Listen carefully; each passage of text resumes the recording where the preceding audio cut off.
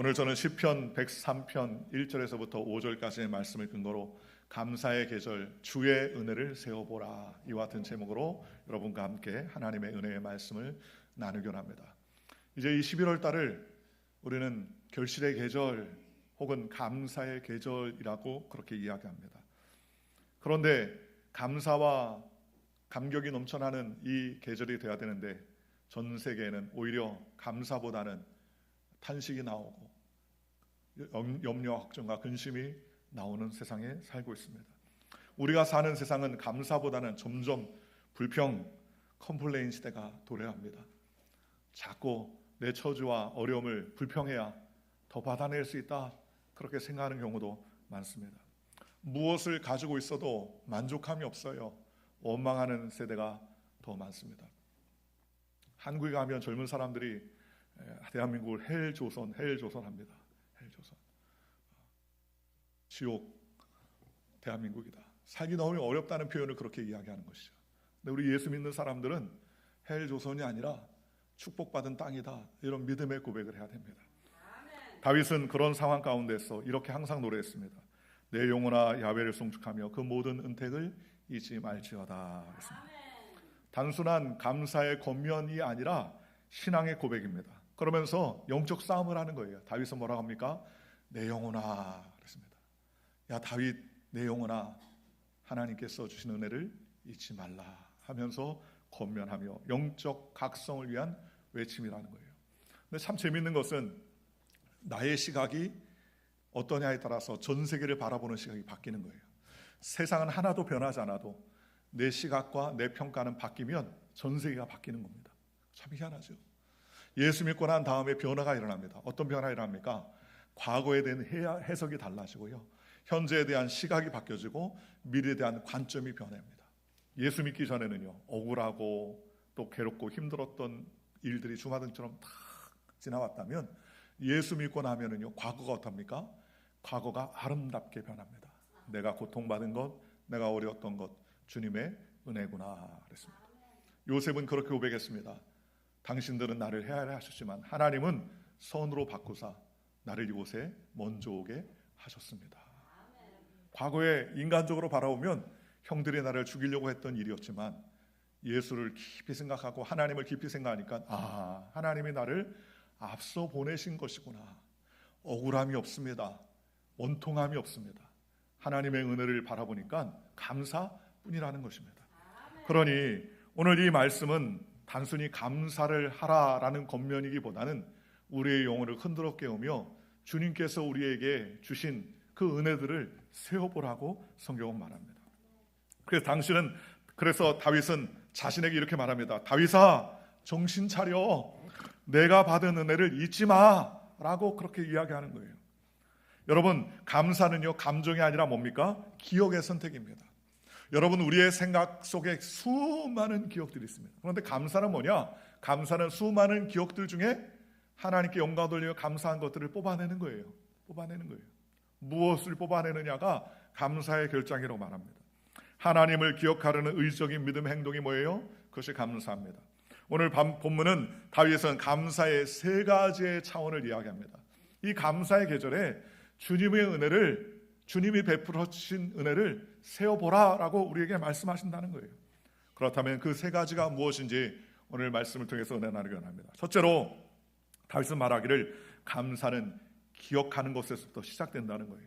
오늘 성경은 이렇게 말합니다. 2절에 그의 모든 은택을 잊지 말라, 잊지 말지어다, 이렇게 이야기합니다. 잊지 말아라. 누가 누구에게 이야기합니까? 다윗 자신에게 이야기하는 겁니다. 다윗아, 잊지 마. 다윗아, 잊으면 안 돼 라고 말하는 거예요. 왜 잊지 말라고 할까요? 그것은 좋은 일, 행복했던 일, 감사했던 일은 쉽게 잊어버립니다. 쉽게 잊어버려요. 그런데 여러분, 상처는요, 기억 안 하려고 해도 오래 갖고 있습니다. 상처를 오래오래 갖고 있어요. 상처를 오래오래 갖고 있어요. 그러니 은혜는 쉽게 생각하지 않고 쉽게 생각하고 잊어버리고 상처는요, 자꾸 곱씹는 거예요. 그러니 상처가 오래 갑니다. 그러니 상처는 기억에 오래 남아요. 어떤 심리학자들은 이야기합니다. 사람은 10개의 칭찬보다 1개의 비난을 더 오래 기억하더라는 거예요. 나에게 칭찬했던 10가지의 말보다 1가지 잊어서 했던 섭섭한 말이 가슴속에 남고 하더라는 거예요. 그래서 은혜의 기억이 사라지면 뭐도 사라집니까? 감사의 기억도 사라지는 거예요. 그래서 인생의 풍파를 겪었던 다윗은 엄청난 풍파를 겪었습니다. 그는 사울이 자기를 죽이려고 쫓아다녔습니다. 도망자의 신세였습니다. 배신의 역사가 있었습니다. 심지어 가족도 배신했어요. 자기 아들 압살롬이 자기를 죽이려고 쫓아다녔습니다. 얼마나 비참한 일입니까? 그럼에도 불구하고 다윗은 감사할 수 있었다는 겁니다. 왜냐하면 과거에 하나님이 그를 이끌어 주셨던 그 기억들 중에서 무엇을 찾았어요? 감사한 것들을 찾아냈다는 거예요. 감사하는 걸 조목조목 집어냈다는 거예요. 그러니 감사하면 하나님께서 책임져 주시고 은혜를 베풀어 주시는 것입니다. 그러니 오늘 저와 여러분이 기억해야 될 것은, 감사는 어디서부터 시작되느냐? 우리의 기억 속에서부터 시작하는 거예요.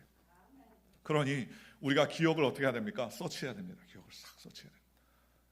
어떤 분이 저한테 그런 얘기를 해요. 목사님, 저는 유튜브 틀 때마다 그냥 구국 어려운 일들 막 그냥 정책 얘기만 자꾸 나옵니다. 그렇게 얘기해요. 참 재밌는 것은 이 구글은 알고리즘이 있어가지고요, 내가 본 것을 어떻게 합니까? 또 보게 계속 그물처럼 뽑아내는 거예요. 그러니까 그 얘기인 것은 내가 한 번 봤던 것들이 2번 나오고, 그 다음에 4번 나오고, 그 다음에 8번 나오고, 수두룩 빽빽하게 나오게 되더라고요. 내가 관심 있는 부분이 나온다는 거예요. 그러니 그 말은 무슨 말입니까? 감사도 마찬가지예요. 우리의 기억 속에 감사도 기억 속에 있으니 그것을 뭐하라? 뽑아내라 라고 말해요. 하나씩 뽑아내면 같이 뽑아지는 거예요. 그러니 우리가 감사는 기억에서부터 시작됩니다. 괴롭고 힘들고 안 좋았던 건 빨리 잃어버려야 돼요. 그리고 감사하고 기쁜 것들은 자꾸 찾아낸다는 겁니다. 예전에 제가 목회할 때 어떤 우리 교회 전사님이 계셨는데 임신을 하게 됐습니다. 그런데 임신하니까 먹고 싶은 게 많잖아요. 그 아파트에 살았는데 위층에 친구가 있어가지고 그 친구 집으로 놀러 갔는데 식탁 위에 초코파이가 이렇게 놓여 있더랍니다. 아이들 먹으라고 초코파이를 준비해놨어요. 자기한테 먹어보라는 얘기를 안 하더래요. 얼마나 먹고 싶은지, 초코파이가 얼마나 먹고 싶은지. 그러면 야, 꼭 초코파이 하나 다오 이렇게 얘기하면 되잖아요. 근데 말을 못한 거예요. 아이들 하나씩 나눠주는데 너무너무 먹고 싶어가지고 끙끙끙거리다가 결국 못 먹고 내려온 거예요. 근데 그게 한이 됐어요. 그 눈물을 뚝뚝뚝 흘리면서 초코파이를 못 먹었다고. 근데 그게 2년 3년 계속 그 얘기 하더라고요. 초코파이만 볼 때마다 그 얘기 하는 거예요. 그랬더니 남편이 한 박스를 사다 주더랍니다. 그랬더니 그 전사님 하는 말이, 이젠 틀렸어. 그때 있어야지, 지금은 끝났어. 여러분, 감사는 기억이에요. 기억. 감사했고 행복했던 것을 기억하는 저와 여러분들 되시기를 주님의 이름으로 축원합니다. 한시골 교회 매일 새벽 예배 일찍 나오시는 할머니가 계셨습니다. 그분은 늘 2마디로 기도를 시작합니다. 하나님 감사합니다 라고 시작하더라는 거예요. 그래서 목사님이 어느 날 물었습니다. 할머니, 뭐가 그렇게 감사하세요? 그렇게 물었답니다. 그랬더니 할머니가 이렇게 대답했어요. 오늘도 기도할 수 있는 것이 감사하고 내 발로 성전에 걸어서 나올 수 있는 게 감사해요 라고 그렇게 이야기하더라는 겁니다. 여러분, 감사는 갖고 있는 것에서 나오는 것이 아니라 뭐예요? 잊지 않는 것에서 나오는 거예요. 잊지 않는 것. 감사는 잊지 않는 것에서 나오는 것입니다. 무엇을 많이 받아서가 감사 아니라 하나님께서 주신 은혜를 기뻐하며 감사하는 것, 잊지 않는 것, 그것이 감사라는 거예요. 오늘 저와 여러분이 한 해를 뒤돌아보면서 이 11월 달 감사의 계절에 잃은 것만 기억하고 있지 않습니까? 없어진 것만 기억하고 있지 않습니까? 주님이 우리에게 베풀어 주신 것을 기억하는 저와 여러분들 되시기를 주님의 이름으로 축원합니다. 저희가 사과를 주문해가지고 이제 월요일날 사과가 오는데 그 2주 전쯤 햇사과를 제가 한 박스를 먼저 받았어요. 한 박스를 누굴 통해서 한 박스 받았는데 이걸 갖다가 누구한테 드려야 될까 하고 생각하다가 감사할 수 있는 감사한 분한테 드리자라고 생각했는데 한 분이 딱 생각이 났습니다. 저희 아들이 시카고에서 지금 일을 하고 있는데 처음 시카고에서 직장에 얻어가지고 이제 가게 됐어요. 연봉도 많이 받는 걸로 해가지고 가게 됐는데 문제는 집으로 가야 되는데 조그마한 아파트 단칸방짜리, 그러니까는 배출러죠. 방 안에 다 그냥 화장실도 있고 뭐 싱크대 부엌도 있는 그 배출로 하나를 얻는데 그게 한 2,000불 좀 하는 거예요. 근데 그걸 갖다가 사인을 하니까 네 지금 그 월급 갖고는 사인이 안 된다. 코사인으로 세워라. 코사인의 조건이 뭐냐? 직장을 잘 다니고 있고 재직을 증명하고 연봉 10만 불이 넘는 사람의 사이너가 필요하다는 거예요. 그런데 그 선뜻 그게 되는 저게 내가 해줄게, 아빠가 해줄게 그랬다가 보니까 안 되는 거예요. 저는 안 돼. 그래가지고 여러 분 수소만하다가 결국 안 돼가지고 고민하고 있는데 저희 집 사람이 아는 지인이 있어가지고 한번 부탁을 했습니다. 어렵게 부탁을 한 거죠, 사실. 그랬더니 그분이 하는 말이 아유, 내가 해줄게. 저희 집 사람한테 사촌, 오빠쯤 되는 거니까 내가 해줄게, 걱정하지 마라. 그래서 서류를 보내주고 사인을 해주고 그래서 이제 보냈어요. 그래서 보증을 한 거니까 사인을 해가지고 보증할 거니까 무사하게 잘 됐어요. 1년 지났습니다. 이제 2년째 넘어가는데 아마 감사해요. 무엇 하나 감사하죠. 별것 아니라고 생각하면 별것 아니지만 그러나 왜 감사합니까? 미국에서 사인 한 번 들어가는 게 여기 쉬운 게 아니잖아요. 감사하다 그래가지고 지난주 토요일 날 제가 우리 최현석 권사님 방문했다가 거기를 들려가지고 그리고 그 분을 만나가지고 그 감사하다 해가지고 사과를 드렸어요. 너무 기뻐하고 감사하더라고요. 이만저만해서 감사하다 그랬더니 뭘 그런 거 갖고 그렇게 하시냐고. 감사한 일이죠. 고마운 일이죠. 고마운 일, 감사한 일을 우리가 기억하는 저와 여러분들 되시기를 주님의 이름으로 축원합니다. 감사하면 하나님께서 축복을 내려주시고 감사하면 하나님께서 은혜와 은총을 베풀어 주시다는 것입니다. 그러니 오늘 감사는 우리의 생각 가운데, 감사는 우리의 기억에서부터 시작된다는 사실을 기억하고 주께 영광 돌리시기를 주님의 이름으로 간절히 축원합니다. 두 번째로 감사는 어떻게 해요? 감사는 관계를 열어가게 되더라는 것입니다. 오늘 3절 4절입니다. 그가 내 모든 죄악을 사하시며 내 모든 병을 고치시며 내 생명을 파멸해서 속량하시고 인자와 긍휼로 관을 씌우신다라고 성경은 말씀해 주셨습니다. 내 모든 죄악을 사하세요. 감사하면 어떤 삶을 사느냐? 첫째는 우리의 죄를 해결해 주신다는 것입니다. 우리의 죄를 청산해 주신다는 것입니다. 다윗은 그것을 알았습니다. 하나님의 은혜로 말미암아 나의 모든 죄악을 청산해 주시고 하나님의 은혜 가운데 가까이 나가게 하신다는 겁니다. 오늘 저와 여러분이 이 교회에 앉아있는 모든 사람은 바로 하나님의 은혜를 입은 사람이라는 공통점이 있습니다.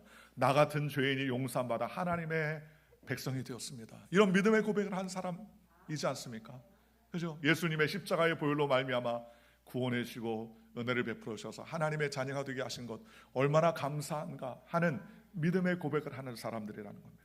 그래서 죄 사해 주셨습니다. 얼마나 감사합니까? 하나님은 죄인을 용서해 주시고 병든 영혼을 새롭게 해 주셨습니다. 어느 날 어느 교회에서 그 교회 어떤 나이 드신 그러한 집사님 한 분이 너무나 아멘 아멘 소리를 지르요. 뭐든지 다 아멘 하시는 거예요. 우리 홍정원 권사님도 아멘을 잘 하시는데 우리 홍정원 권사님보다 더 아멘을 잘 하시는 겁니다. 왜냐하면 예배에 집중이 안 될 정도로 아멘 하시는 거예요. 도둑이 도둑질했습니다. 그래도 아멘 그래요. 그랬더니 부흥회를 하게 됐는데 부흥회 강사님 모시는데 저 집사님 고민인 거예요. 나 아무 때나 시도 때도 없이 하면 어떡하나. 그래가지고 목사님이 그 지도 사회과 부도 같은 그 지도책을 하나 주면서 집사님 이거 한번 보시라고. 그래서 했더니 예배 시간에 그걸 보고 계시더라는 거예요. 그러니까는 이제 그걸 보다 보니까 집중하다 보니까 이제 아멘을 안 하시더라고요. 아이고 그게 다행이다 이제 하는데 갑자기 한참 보시더니 아멘 하더라는 거예요. 왜 그러냐 그랬더니 보니까는 나중에 물어봤더니 그 집사님 하는 말이 목사님 제가 사회과 그 지도책을 보는데 지도에서 세계에서 제일 깊은 마리아나 해구라는 게 있다네. 마리아나 해구 수심이 10,000m가 넘다는 겁니다. 그런데 하나님이 성경에 말씀하시길 우리의 모든 죄가를 깊은 바다에 던지셨다 그러는데 깊은 바다가 어느 정도 되는지 몰랐는데 마리아나 해구가 10,000m가 넘는 깊은 바다가 있다는 사실을 알고 너무너무나 할렐루야 감사가 넘치잖아요. 왜? 저렇게 깊은 바다에 내 죄를 던지셨구나 하니까 할렐루야 아멘 하면서 소리를 지르는 겁니다. 오늘 저와 여러분의 죄를 하나님께서 다 청사해 주셨다는 거예요. 그러니 얼마나 감사합니까? 오늘 저와 여러분이 그 감사를 잊지 않으시기를 주님의 이름으로 축원합니다.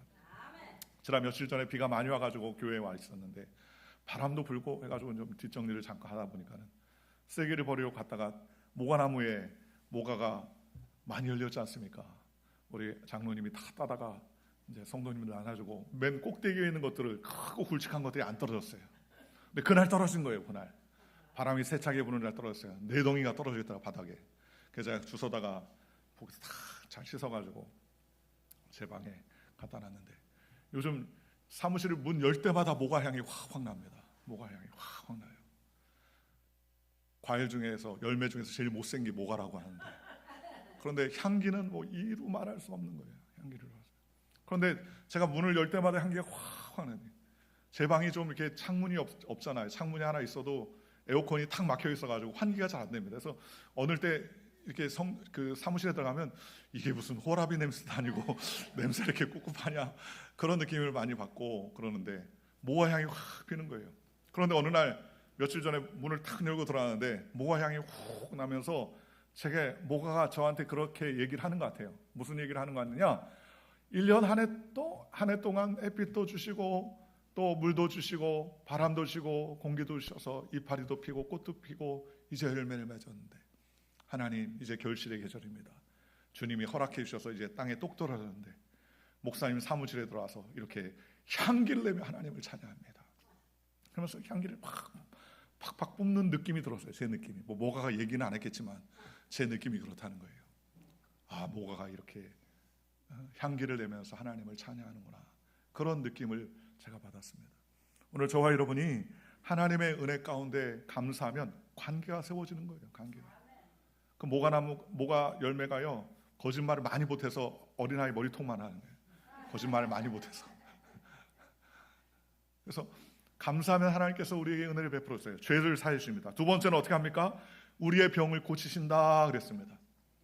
연약한 육신을 주님께서 해결해 주시고 병을 고쳐주신다는 거예요. 얼마나 감사합니까? 그러니 하나님께 영광 돌리면 주님께서 우리의 질병을 치료해 주시는 것입니다. 순복음 가족 신문에 난 간증을 제가 읽어봤습니다. 여의도 순복음교회 김지사님이라는 분이 계신데 이분이 첫 아이를 출산하고 몇 개월 지나지 않아서 몸에 이상이 있어서 건강 진단을 받았더니 췌장암이라고 판명이 났어요. 그것도 말기더래요. 췌장암은 발견되면 말기라는 겁니다. 그러면서 의사가 하는 말이 6개월, 맥시멈 6개월입니다. 그렇게 시한부 선고를 받았습니다. 의사 선생님이 하는 말이 의학적으로 고칠 수 없는 병 중에 하나가 췌장암 말기입니다. 그러니 6개월 동안 남편하고 맛있는 거 잡수시고 보고 싶은 거 많이 보고 기운이 있을 때 여행도 좀 하시고 그 다음에 이제 죽을 준비하시면 되겠습니다. 그렇게 얘기하더라는 거예요. 아기를 출산한 지 얼마 안 됐는데 그렇게 얘기하더라는 거예요. 그런데 한 가지 이 남편은 예수를 잘 믿는 남편인데 자기는 예수 안 믿대요. 교회를 안 갔답니다. 그러면서 나도 살고 싶다라고 생각을 하는데 자기는 교회를 다니지 않는데 어느 날 남편 따라 교회를 다니면서 충청도에 내려가서 죽음을 맞이하기로 작정을 했다는 거예요. 그런데 그의 간증에 보면 이렇게 얘기합니다. 하루는 남편이 집에서 소파에 앉아서 자기를 위해 기도하는데 너무 간절히 기도하더라는 거예요. 눈물 흘리면서 기도하는데 자기가 보니까 저러다가 딱 죽을 것 같더래요. 막 창자가 뒤틀리면서 막 간절하게 자기 살려달라고 기도하는데 내 아내를 살려주세요 기도하는데 자기가 보더라도 저러다가 죽겠구나 하는 생각이 딱 들더랍니다. 그러면서 갑자기 덜컥 겁이 났대요. 왜 겁이 나냐? 야, 내가 죽는 건 이상 없는데 남편까지 죽으면 애는 어떡하나 하는 생각이 들더래요. 내 남편이 살아서 태어난 아이를 잘 건사해야 되는데 아니 나 따라 같이 죽으면 저 애는 고아가 되겠구나 하는 생각이 들더라는 거예요. 그래서 정신이 버쩍 나더라는 거예요. 그러면서 생각하기를 저러다 남편이 나 따라 죽겠구나 라는 생각이 들면서 내가 어떻게든지 하나님을 좀 만나봐야 되겠다. 하나님을 만나봐야 되겠다. 안 그러면 나도 죽고 우리 남편도 죽고 내 아이는 고아가 되겠구나라는 생각이 들더라고요. 그래서 남편을 위해서라도 교회 한번 가봐야 되겠다 하고 남편하고 교회 다니다가 오살리 기도원에 작정하고 목숨을 내놓고 기도하자고 올라갔답니다. 내가 안 되겠다. 내 남편 이러다 죽으면 우리 아이는 완전히 고아다. 그러면서 올라갔는데 마침 부흥회가 아니라 사람들이 엄청 많이 몰렸다는 거예요. 그때 놀랬대요. 왜 이렇게 많은 사람들이 교회 와서 이렇게 기도할까? 그렇게 생각을 했는데 부흥 강사 설교할 때 죄 사함을 받을 뿐만 아니라 반드시 하나님을 의지하며 하나님의 병을 고치신다 라고 그렇게 선포하더라는 겁니다. 그 설교를 자세히 들었다는 거예요. 병을 고쳐주신다는 설교가 얼마나 귀에 들어왔는지 귀를 쫑긋 세우고 들었다는 겁니다. 그런데 설교를 마치고 난 다음에 기도를 하는데 그 목사님이 하는 말이, 오늘 암에 걸려서 피를 토하고 고통을 타는 사람이 와 있는데 하나님이 고쳐주셨습니다 라고 선포하더라는 거예요. 그런데 그 선포가 마치 자기를 향한 선포같이 느껴지더라는 거예요. 그래서 저 말씀이 나에게 하는 말씀이구나 라고 생각을 하고 그런 마음을 가지고서 간절히 하나님 앞에 기도하는데, 그런데 하나님 묵상을 하다 보니까 머리에서 발까지 기름을 막 뜨겁게 붓는 듯한 느낌이 들더라는 것입니다. 몸이 화끈해지고 고통이 녹는 듯한 느낌이 들면서 그렇게 하니까 갑자기 식욕이 오더래요. 식욕이 오는데 닭도리탕이 먹고 싶다는 생각이 확 들더랍니다. 그 남편한테, 여보 나 닭도리탕 먹고 싶어. 그 오살리 기도원에서 내려가면 금촌이란 그런 조그마한 도시가 있습니다. 그래서 남편이 차를 몰고 와서 금촌에 있는 닭도리탕 집에 데려갔대요. 그런데 닭도리탕을 한참 먹고 있는데 아유 배야 하면서 아내가 화장실 갔다 왔는데요, 소변을 보고 대변을 보는데 고름덩이가 줄줄줄줄줄 나더라는 겁니다. 온몸에 퍼진 암덩이가 떠나가게 된 거죠. 그리고 나서 며칠 있다가 병원에 가서 진단을 받았는데 의사가 깜짝 놀라더라는 거예요. 아니 6개월밖에 못 산다고 그랬는데 언제 이렇게 몸이 회복이 됐냐, 도대체 뭘 먹었느냐, 그랬더니 그분이 자기 기도원 가서 기도한 것밖에 없다 그랬더니 거짓말하지 말고 먹은 거 있으면 얘기를 해라, 그렇게 얘기를 하더라는 거예요. 그래서 깨끗하게 됐더라는 것입니다. 성경 베드로전서 2장 24절에 그가 채찍에 맞음으로 너희는 나음을 입었느니라 라고 말씀해 주셨습니다. 살아나는 자의 내 영혼이 잘된 같이 범사에 잘되고 강건하기를 우리 주님께서 간구하신다고 성경은 말씀해 주셨습니다. 하나님 앞에 기도하고 간구하고 하나님을 바라보면 주님께서 우리의 병도 치료해 주시는 거예요. 우리를 건강하게 붙잡아 주시는 것입니다. 그러니 감사가 하늘의 문을 열고 관계를 회복시키는 것입니다. 관계가 회복되니까 우리 병든 몸이 치료함 받고 하나님의 은혜로 말미암아 강건할 수 있도록 주님께서 붙잡아 주시더라는 것입니다. 오늘 저와 여러분이 하나님은 우리의 죄를 사하시고 우리의 모든 병을 고친다는 사실을 기억하고 주께 나가시기를 주님의 이름으로 축원합니다. 세 번째로 주님은 관계를 통해서 우리의 생명을 속량하십니다. 오늘 성경은 말씀하시기를 내 생명을 파멸해서 속량하시고 그랬습니다. 우리가 파멸될 수 있는 상황 가운데서도 하나님께서 우리를 속량해 주신다는 것입니다. 하나님의 은혜로 충만케 주님께서 붙잡아 주신다는 것입니다. 그러므로 하나님의 영광과 은혜 위에 살아가는 저와 여러분들 되시기를 주 예수의 이름으로 간절히 축원합니다. 주님을 의지하면 주님께서 우리의 생명을 하나님께서 속량해 주시는 것입니다. 죽을 수 있는 사람도 하나님이 허락해 주시면 살게 되는 것입니다. 그러니 우리는 어떤 경우에 쓰는지 감사로 하나님께 제사를 드려야 되는 것입니다.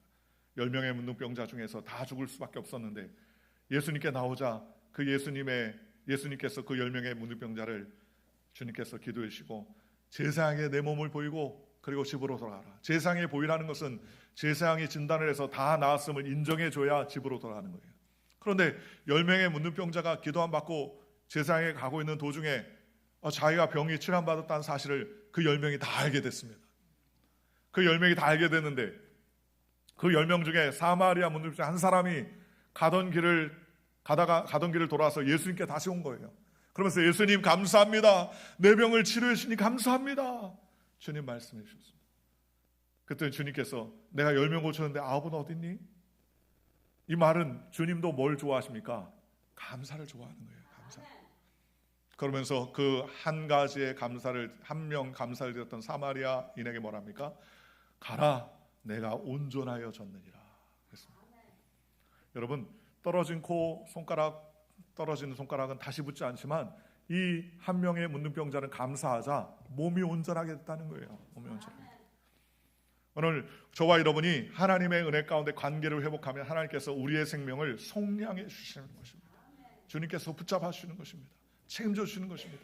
히스기야가 하나님 앞에 기도하고 감사하니까 어떻게 합니까? 내 생명을 몇 년? 15년이나 연장시켜 주셨어요. 15년을 연장시켰어요. 오늘 우리가 아무리 연약하고 부족해도 하나님 나를 불쌍히 여겼어. 그래 15년 그러면 생명이 연장되는 거예요. 하나님께서 우리의 생명을 구속해 주시기를 주님의 이름으로 축원합니다. 네 번째로 오늘 성경은 뭐라고 말씀하십니까? 인자와 긍휼로 관을 씌우시며 그랬습니다. 관을 씌워주신다는 거예요. 관이 무슨 관입니까? 면류관이죠. 며칠 전에 한국의 에이펙 정상회담에 트럼프 대통령이 왔는데 우리나라 대통령이 선물을 두 가지를 했더라고요. 하나는 국민 훈장을 갖다가 좋은 걸 사놨어요. 그 다음에 또 하나는 금관, 신라 금관을 모형으로 만든 그 모형 금관을 하나 다 선물했는데, 보니까는 트럼프 대통령이 너무 행복한 거예요. 자꾸 쳐다보는 거예요. 자꾸 쳐다보고. 그러면서 그 미국 뉴스 보니까는 그 트럼프 대통령의 눈빛, 말투, 그 모습 제스처를 다 연구하면서 정말 행복하고 받고 싶은 걸 받았다는 거예요. 왜냐? 눈빛을 보니까 자꾸 쳐다보더래요. 자꾸 쳐다보고. 그리고 말할 때 어깨가 이렇게 들썩거리더라는 겁니다. 그런 트럼프 대통령이 너무너무 흡족한 선물을 받을 때 나오는 것이라는 거예요. 그런데 한국 대통령이 트럼프가 제일 행복해할 만한 것을 줬다는 거예요. 그런데 트럼프 대통령이 받은 것보다 더 좋은 관, 어떤 관입니까? 인자와 긍휼의 관을 하나님께서 우리에게 씌워주신다는 거예요. 어떤 자에게요? 감사하며 하나님을 잊지 않고 하나님께 영광 돌리는 자들에게 하나님께서 관을 씌워 주신다고 성경 말씀하셨습니다. 그러니 오늘 얼마나 감사합니까? 오늘 저와 여러분이 인자와 긍휼로 관을 세우는 믿음의 백성이 되시기를 주님의 이름으로 축원합니다. 감사는 이러한 관계를 새롭게 하는 것입니다. 감사는 하나님의 은혜를 경험하게 하고 죄를 사해 주시고 병을 고쳐 주시고 우리를 생명의 속량을 허락하시고 하나님께서 긍휼과 은혜로 우리에게 관을 세워 주신다고 성경은 말씀해 주셨다는 것입니다. 그러니 오늘 저와 여러분이 어떤 경우에 쓰든지 주님을 의지하며 하나님께 감사의 제물을 드리시기를 주님의 이름으로 축원합니다. 빌리 그레엄 목사님은 아내 루시 여사는 오랜 동안 병으로 고생을 했다고 그래요. 그럼에도 불구하고 그녀의 입에서 항상 한마디가 흘러나왔는데 God is still good 이라고 얘기했답니다. 하나님은 여전히 여전히 하나님은 좋으신 분이고 여전히 하나님은 선하신 분이다. 그러면서 고통스러운 한가운데서도 하나님과의 관계를 잃지 않았다는 것입니다. 그녀는 감사로 하나님과의 끈을 붙들고 있었습니다. 그래서 그녀는 병든 육체보다 영혼은 더욱더 강건할 수 있었다는 것입니다. 오늘 저와 여러분이 감사의 계절에 하나님이 주시는 은혜를 자꾸 세워보시기를 주님의 이름으로 축원합니다. 감사하면 하나님께서 책임져 주시고 감사하면 하나님께서 긍휼과 은혜를 베풀어 주시는 것입니다. 마지막 세 번째, 오늘 5절에 감사는 새 힘을 주신다고 성경은 말씀하셨습니다. 오늘 5절에 좋은 것으로 내 소원을 만족하게 하사 내 청춘을 독수리같이 새롭게 하시는도다 라고 말했습니다. 하나님께 감사하는 자는 새 힘, 새 청춘, 새 시선을 주신다고 성경은 말씀했어요. 감사는 영혼의 충전소입니다. 그렇잖아요. 여러분 차를 가다 기름이 똑 떨어지면 어디로 갑니까? 그러면 가스스테이션으로 가지 않습니까? 그래요? 전기차는 충전소로 가지 않습니까? 감사는 원망의 에너지를 다 뽑아내고 감사로 우리가 다시 세워질 수 있는 힘을 얻게 만들어 주더라는 것입니다. 그러니 좋은 것으로 우리의 손을 만족하게 하시며 우리의 청춘을 독수리같이 새롭게 하시는 거예요. 독수리같이 새롭게 주님께서 능력을 베풀어 준다는 것입니다. 어느 농부가 있었습니다. 그에는 가뭄이 심해 땅이 메말라 있었습니다. 이웃들은 다 포기했어요. 파종해야 되는데 가뭄이 심하니까 파종을 할 수 없어요. 그런데 이웃들은 다 포기했지만 그 농부는 무릎을 꿇고 이렇게 기도했습니다. 하나님, 비는 내리지 않았지만 씨를 뿌릴 수 있는 팔을 주시니 감사합니다. 비록 비가 오지 않았지만 나에게 씨를 뿌릴 수 있는 기운과 팔을 주시니 감사합니다. 그러면서 그는 감사하며 씨를 뿌렸습니다. 앞으로 비를 주실 것을 믿고 감사합니다. 그러면서 씨를 뿌렸어요. 그런데 놀랍게 몇 주 뒤에 그 지역에만 소나기가 내렸어요. 파종한 그 농부의 지역만 비가 내리더라는 것입니다. 결국 그 농부는 밭에서 풍성한 수확을 받게 되었다는 것입니다. 감사는요, 환경을 바꾸지 못해도 감사는 무엇을 바꿉니까? 내 마음의 자세를 바꾸는 거예요. 여러분 역설적이게도 내 마음의 자세가 바뀌면 뭐가 바뀌어요? 세계가 바뀝니다.